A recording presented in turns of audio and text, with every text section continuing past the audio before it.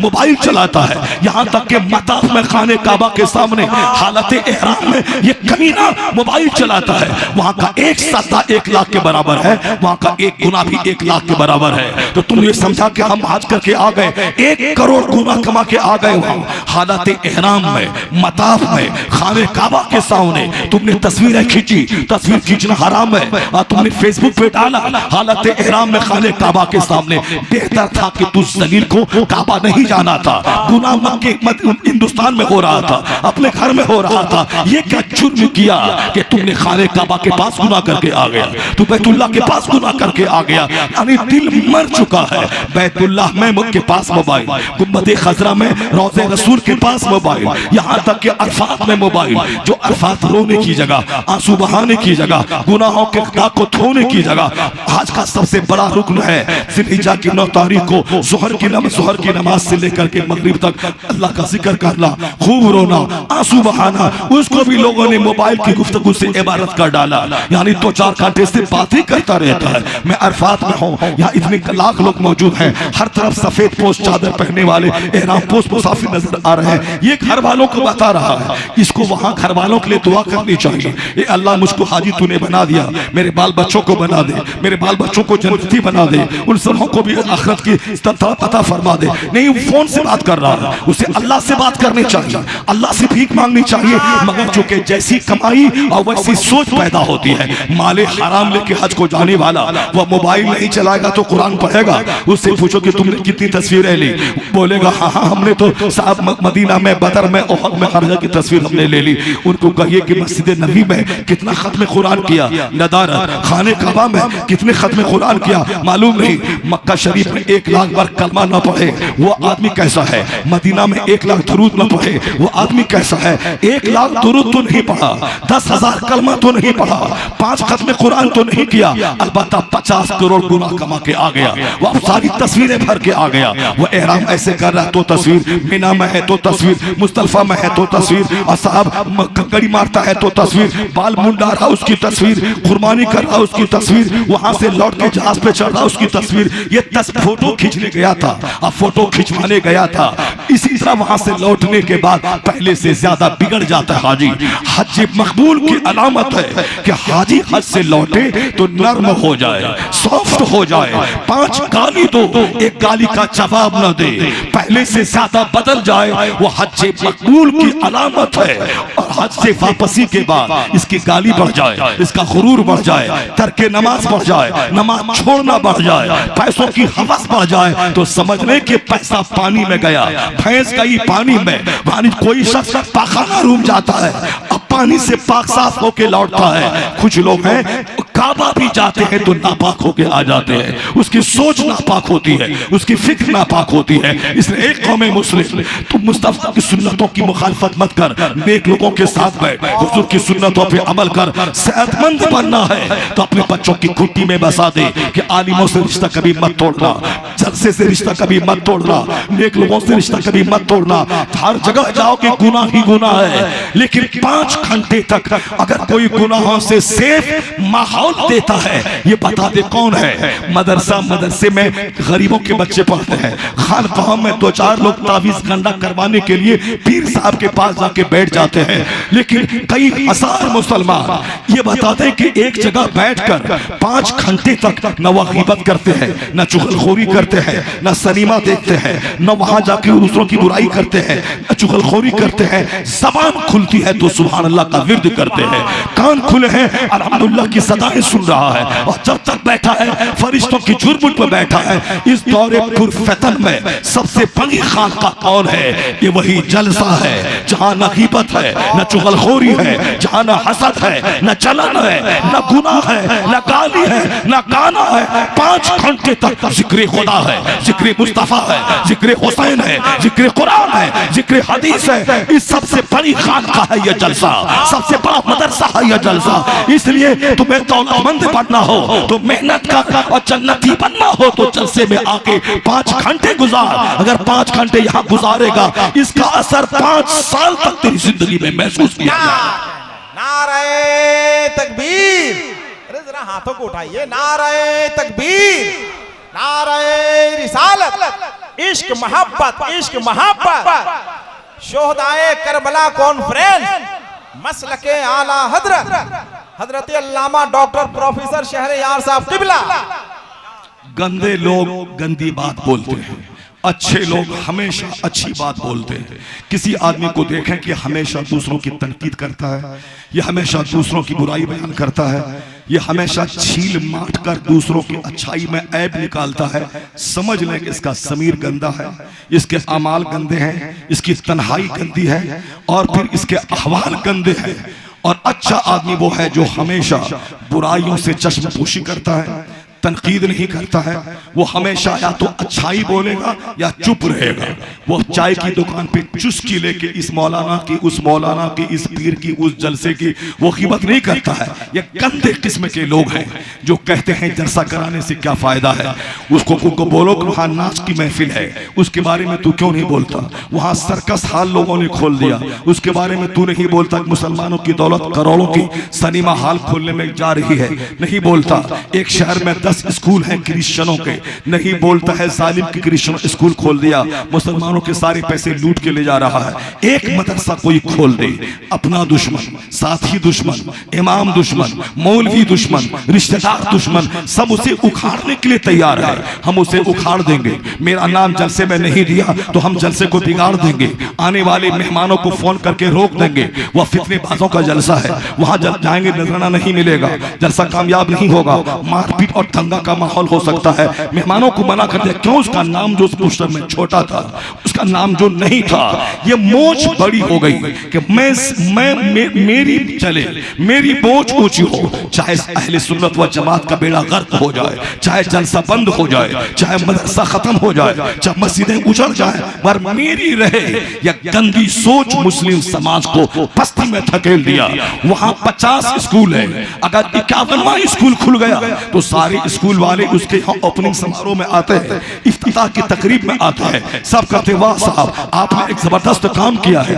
और यहाँ 2 मदरसा हो और तीसरा मदरसा खुल जाए तो गीबत चालू है, शिकायत चालू है, टांग खिंचाई चालू है। इसी से अंदाजा लगा ले कि किस कदर गंदी सोच होती जा रही है। सारी दुनिया में लोग हमें खाने को तैयार है, हमें मिटाने को तैयार है। मेरी बर्बादी के तमाशे है क्रिश्चियनों की जबान पे।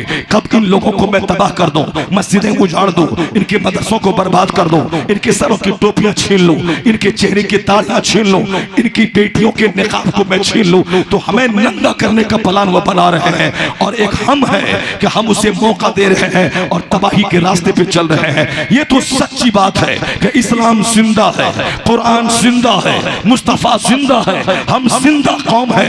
इसलिए 1000 गुनाहों के बावजूद मेरा मजहब घटता नहीं, यह बढ़ता चला जा रहा है। अमेरिका अलग दुश्मन है, हिंदुस्तान के आरएसएस के लोग अलग दुश्मन है, चाइना जापान अलग दुश्मन है। मगर कभी तन्हाई में बैठ के तुम गौर कर लिए होते, मेरी बदअमली तो मुझको तबाह करने वाली है।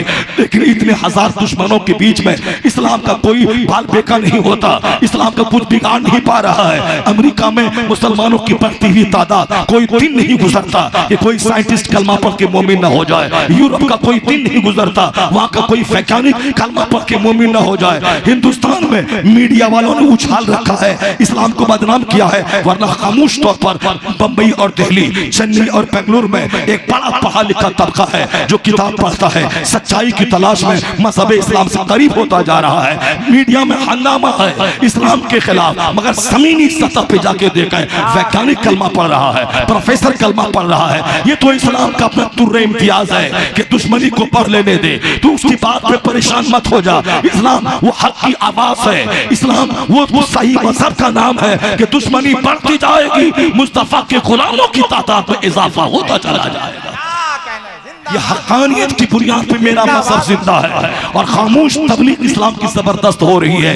यही वजह है यूरोप का दानिश्वर डॉक्टर बर्नार्ड शॉ ने कभी कहा था, if any religion has a chance of ruling over England ने Europe within the next 100 year that is Islam, आने वाले 100 साल के बाद पूरे यूरोप महाद्वीप में अगर कोई मजहब हुकूमती मजहब बनने वाला है तो मजहब इस्लाम बनने वाला है।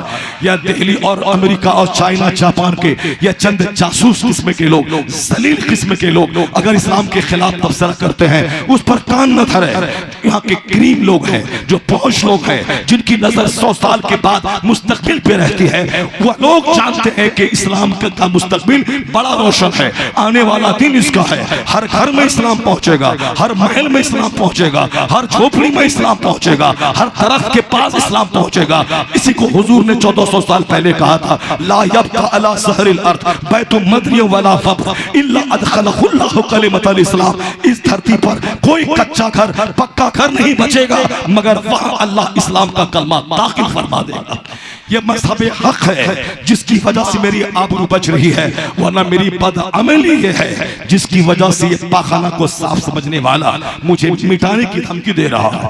गीदड़ के सामने सजदा करने वाला ये मुझे मिटाने की धमकी दे रहा है।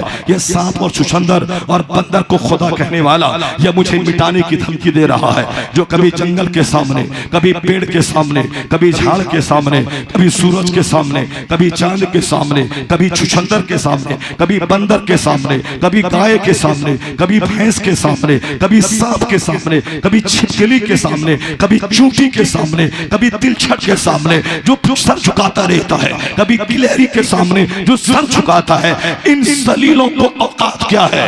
वो मुस्तफा के गुलामों को मिटा दे, इस्लाम को, इस्लाम के खिलाफ जबान खोले। ये गिलहरी और सांप के पुजारी ये तुम्हें मिटाने की धमकी दे रहे हैं। खुदा की कसम, तेरा रिश्ता अगर मस्जिद से मजबूत हो गया, मदरसे से मजबूत हो गया, आलिमों से मजबूत हो गया, जलसों से मजबूत हो गया, ये पत्थर के पुजारी, ये गिलहरी के पुजारी, ये सांप के पुजारी तेरा कुछ नहीं बिगाड़ पाएंगे।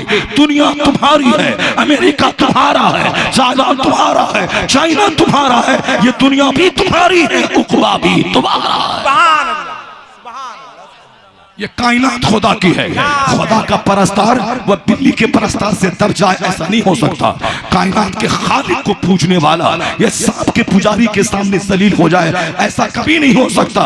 जिल्लत तो मैंने खुद खरीदी, काफिरों को मौका दिया, वरना एक झाड़ का परस्तार खुदाए वाहिद के परस्तार के सामने वह बोलने की जुर्रत और हिम्मत नहीं कर सकता। मैं तो कहता हूँ अगर तेरी सारी बेटियां निकाब पहनने लगे, चाहे अरबपति की बेटी हो, चाहे मजदूर की बेटी हो, 40 करोड़ की आबादी में अगर 20 करोड़ औरतों की तादाद है, सारी बेटियां निकाब पहनने लगे तो जो काम कान से नहीं निकलेगा वह तेरी बेटियों के निकाब से काफिरों के दिल में दहशत तारी हो जाएगी।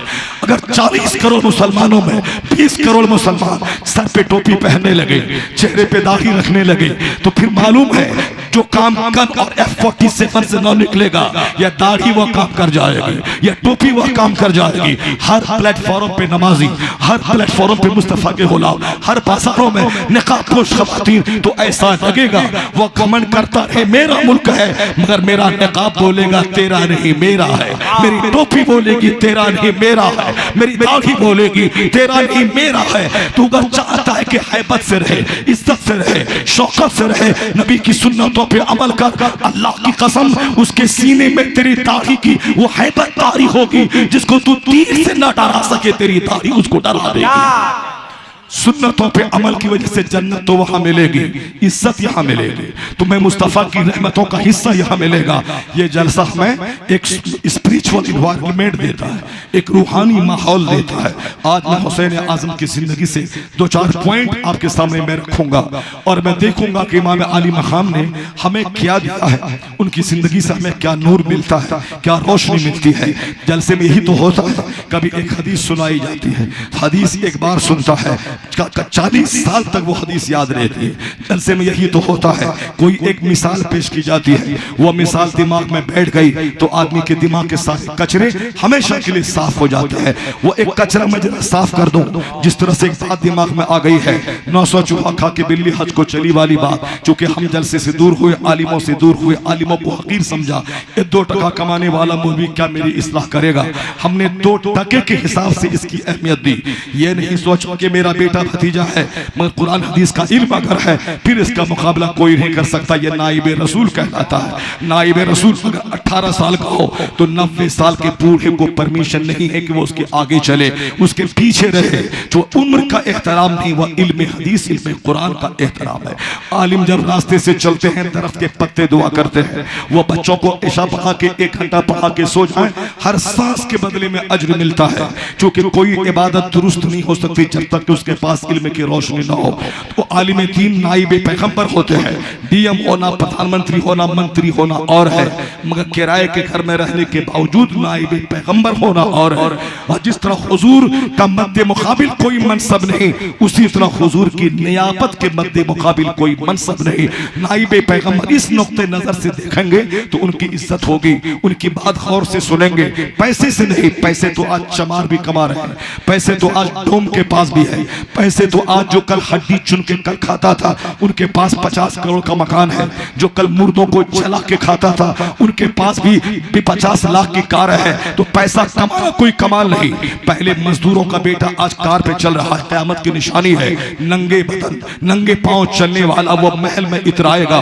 यततावलून फिल बुनियान, यानी जो नंगे बदन रहता था, जो बकरी चराता था, जिसके पांव में चप्पल नहीं थी, जिनके बाप दादा के पास साइकिल तक नहीं थी, हुजूर फरमाते हैं आखिर जमाने में इतनी दौलतें बढ़ जाएंगी। यततावलून फिल बुनियान, ये फलकपोश इमारतों में इतराएंगे कौन? नंगे बदन और नंगे पांव रहने वाला, जिसके पास बनियान नहीं थी, जिनके पास कुर्ता नहीं था, जिनके पास चप्पल नहीं थी। तो आज जो दौलतें बढ़ रही हैं, ये मत समझना मैं तिस्मार खां हो गया। मैं कॉन्ट्रैक्टर हूँ, मैं बंबई और दिल्ली में जाके मोज़ाइक और मार्बल का काम कर रहा हूँ। मेरा बाप के पास साइकिल नहीं था, मेरे बाप के पास साइकिल नहीं थी, मैं तो 50 लाख की कार पे चल रहा हूँ, मैं कामयाब हो गया। ये कामयाबी नहीं है, कामयाबी हुजूर ने कहा है कि ऐसा वक्त आएगा नंगे पांव चलने वालों को फलकपोश इमारत अल्लाह दे देगा। ये तो अल्लाह रब्बुल इज्जत क़यामत के करीब दौलतों को बढ़ाकर ये हमारे लिए अज़ाब का सामान किया है। दौलतें बढ़ती हैं तो घमंड बढ़ता है, दौलतें बढ़ती हैं तो नमाज रोजे में दिल नहीं लगता है, दौलतें बढ़ती हैं तो समाज में नफरत फैलती है। ये दौलत क्या बढ़ी कि गुरूर बढ़ गया, दौलत क्या बढ़ी कि ज़बान की गर्मी बढ़ गई, ये दौलत क्या बढ़ी आपस की मोहब्बत खत्म हो गई, ये दौलत क्या बढ़ी कि रिश्तेदार एक दूसरे की टांग खींचने लगे। दामाद ससुर से परेशान है, ससुर दामाद को गाली दे रहा है, भाई भाई की गर्दन काटने को तैयार है। कचहरी में केस मुकदमा से सारी कचहरी के दफ्तर भर गए, सारा रजिस्टर भर गया। गांव में हमेशा लड़ाई और झगड़े हो रहे हैं। रिश्तेदार एक दूसरे के ऐप पे पर्दा डालता है या रिश्तेदार ही दूसरों के ऐप को खोलने पे तैयार है। मोहब्बतें लूट गई, 100 लोग 100 पार्टी में बदल गए, कोई किसी के घर नहीं जाता। ये कौन सी दौलत है? दौलत असाब ही तो है। मगर ये छोकरा समझता है मैं कमा के स्विफ्ट ले लिया, मैं डिजायर ले लिया, मैं पुख्ता बकर बना लिया, मैं साहब जूता पहन रहा हूँ ब्रांडेड कंपनी का, मैं चश्मा पहन रहा हूँ, मैं घड़ी पहन रहा हूँ। ये तो शमात को भी अल्लाह दौलत दिया है। यानी दुनिया जलील है, जलीलों को बेतहाशा दे रहा है। कभी ये मत बोलना कि अल्लाह ने इस पर करम फरमाया, मकान दिया, गाड़ी दिया। कोई काफिर के पास तेरे मकान के से ज्यादा उसके पास मकान है। एक शहर में मॉल है, उसके पास फैक्ट्री है, उसके पास कंपनी है। बंबई में जाके देख ले, ये कुफार और मुशरिकीन के पास खरबों की जायदाद है। 36-36 हजार करोड़ का एक बंगला उसके पास मौजूद है। उसके मुकाबले में तेरे पास क्या है? मकान दौलत से मत बोलना कि अल्लाह राजी है, अल्लाह दे रहा है। अगर अल्लाह दे रहा है, अगर अल्लाह राजी है तो अल्लाह काफिरों को तो कंगाल कर देता, काफिरों को तो एक घोट पानी नहीं देता। हुजूर की हदीस मुस्तफा फरमाते हैं लौ कानत दुनिया तादिलु इंदल्लाहि जनाह बऊदा, अगर यह दुनिया एक मच्छर के पर के बराबर भी अहमियत रखती तो एक काफिर को एक घोट पानी तक अल्लाह नहीं देता। इस हदीस पाक में कहा गया कि अगर यह दुनिया का फैलू एक मच्छर के पर के बराबर भी होता तो मा सका काफिरा मिनहा शुरबता माइन, तो काफिरों को एक घोट पानी तक अल्लाह नहीं देता। जब काफिरों को खरबों खरब दे रहा है, इसका मतलब है कि मच्छर के पर से भी ज्यादा जलील है यह दुनिया, इसलिए जलीलों को बेतहाशा अल्लाह देता है। तो मकान बनने, गाड़ी होना यह कमाल नहीं है। अगर किसी के पास दौलत है, सजदा बढ़ रहा है, ताअत बढ़ रही है, हज बढ़ रहा है, ज़कात बढ़ रही है, अखलाक बढ़ रहा है, दीनदारी बढ़, तो समझ लीजिए अल्लाह का एहसान है कि मकान ही नहीं बढ़ा बल्कि तकवा बढ़ा है, किरदार बढ़ा है, नमाज नमाज पढ़ी है, ज़कात पढ़ी है, अगर दौलत के साथ दीनदारी आती गई तब ये अल्लाह का एहसान है कि दौलत के साथ दीनदारी लूटी नहीं है। अगर दीनदारी के अगर दौलत के साथ अगर नमाज गई, रोजा गया, अगर आजिज़ी गई तो समझ रही है अल्लाह का अजाब है। तो 90% लोगों के लिए दुनिया अजाब बन के आती है। मुख्तसर लोग हैं जो नेकों की सोहबतों में रहते हैं, उसको दौलत तबाह नहीं कर पाती, उसको मकान तबाह नहीं कर पाता, उसको गाड़ी बर्बाद नहीं कर पाती। दौलत मकान एक जीने का सामान है, आज जीना है खुदा की इबादत के लिए। अगर दौलत बढ़ रही है, सजदा बढ़ रहा है, ये करम है खुदा का कि दीन लुटा के दौलत नहीं दी, दीन बचा के दौलत दी। नारे तकबीर, नारे रिसालत, शोहदाए करबला कॉन्फ्रेंस, मसलके आला हजरत। चूंकि अक्ल सलीम रहेगी तब ना बंदा इस हिसाब से सोचेगा। यहाँ तो अकल ही खत्म हो गई। तुनज़ो अक्सर साले का ज़मान, मुस्तफ़ा फरमाते हैं आखिर ज़माने में लोगों की अकलें छीन ली जाएगी। जब अकल गई तब इस पॉइंट पे सोचने का मौका उसको कहाँ मिलेगा। वो तो सोचता है कि मेरे बाप के पास साइकिल नहीं थी, आज मैं 5 लाख की बुलेट पे चल रहा हूँ। ये करम है खुदा का, ये करम नहीं खुदा का है, ये तेरे लिए अज़ाब है खुदा का जो तुम्हें दुनिया में घेर के तुझे मारना चाहता है। करम खुदा का उस वक्त है जब मेरी ज़बान से सच निकले, मेरे पास हलाल पैसे आए, मेरे पास इशा और फजर की नमाज घर में न छूटे, मेरे बच्चे नेक हो, मेरी बीवियां नेक हो, तब ये करम है खुदा का, तब ये रहम है खुदा का कि दुनिया मिले ना मिले दीन सलामत है। और दीन लुटा के बुलेट मिलना, और दीन लुटा के कार खरीदना, और नमाज छोड़ के मकान पे मकान ठोकना, ये रहमत नहीं, ये सहमत है, ये अज़ाब इलाही है। जलील दुनिया दे के खरबों साल की जन्नत अल्लाह तुझसे छीनना चाहता है। अगर तू देख किसी झोपड़ी में अगर तकवा है तो समझ ले ये अल्लाह का एहसान है कि दुनिया नहीं दी है और खरबों साल की आखिरत की नेमत अल्लाह ने इसको अता फरमा दी है। यही नुक्ते नजर मैदान करबला में इमाम हुसैन ने अपनी जिंदगी से, एक तरफ गवर्नरी का ओहदा था, मदीने पाक में आराम से रहना खाना पीना, और दूसरी तरफ मदीने के सुख सुविधा को त्याग करके भूख का रास्ता, कत्ल का रास्ता, बाल बच्चों की तबाही का रास्ता इख्तियार करना। दोनों ऑप्शन इमाम हुसैन के सामने मौजूद था। या तो यजीद को सपोर्ट कर ले, वो यजीद जाने उसका काम जाने, वह तबाह बर्बाद हो जाए, हम उनको सपोर्ट कर देते हैं। मदीने की गवर्नरी के शर्त पे 2 लाख महीना दिरहम उनके पास आएगा, आराम से खा पी के बाल बच्चों के साथ दुनिया से चले जाएंगे। और एक ऑप्शन ये था, और दूसरा ऑप्शन था कि जालिम की हिमायत नहीं करना, अपनी दुनिया को खो देना, अपना सुख चैन तबाह कर देना, अपने बाल बच्चों को दुनिया की लज्जतों से उसके मुंह को रोक देना, तबाही और बर्बादी का रास्ता। इमाम हुसैन का नाम वो ना ले जो दुनिया का रसिया हो, जो झूठा हो, जो उसूल का आदमी ना हो, जो पैसे का आदमी हो। इधर पैसा है तो उसके पास चला गया, भाजपा में पैसा है वहां चला गया। सांप का भी मुंह चूमने वाला, सपेरा का मुंह चूमने वाला, वह कभी हुसैन का नाम ना ले। सुबह उसूल बनाने वाला और शाम उसूल तोड़ने वाला, इस गंदी जबान से हुसैन का नाम ना ले। इस जबान पे गुटखा सिगरेट जारी रखने वाला, हुसैन की जबान पे 24 घंटे अल्लाह का जिक्र जारी रहता था। उस हुसैन आज़म का नाम वो मत ले जिसके मुंह से पाखाने की तरफ बदबू आती हो। वह हुसैन जो तलवारों के हुजूम में अपना सर सजदे में रखा और सजदे ही में गर्दन कटा दी, वो न रखे जो लाठी और फरसा और भाला तो लेके चलता है, एक सजदा का ख्याल तक नहीं आता। ये झूठे लोग हैं जो हुसैन की कहानी को अलम की कहानी बना दी, खानी की कहानी बना दी, करबला की कहानी मसनूई करबला की कहानी बना दी, ये साहब मसनूई फर्जी इमाम बाला की कहानी बना दी।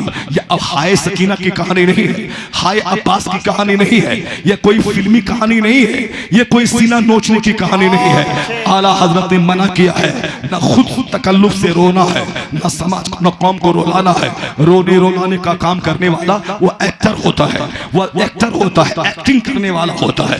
फिल्म में भी बहुत सारे मनाजिर ऐसे आते हैं जहां सारे लोग सारे दर्शक रोने लगते हैं, इस तरह का एक्टिंग होता है, सारे दर्शक हंसने लगते हैं। ये काम फिल्म का है, ये काम कुरान हदीस का नहीं है कि आदमी कभी रोए कभी हंसाए रोंगटे खड़े हो। ये अल्लाह का, अल्लाह रब्बुल इज्जत के अज़ाब को सुनकर अहमद से चेहरा खिल जाए, जन्नतों की बशारत सुनकर। ये तो है, मगर ये फिक्शन नॉवेल कहानी न बना दे। हुसैन की कहानी इन लोगों ने काला कपड़ा पहनने की कहानी बना दी, ये सलामी अखाड़ा की कहानी बना दी, ये फर्जी करबला की कहानी बना दी।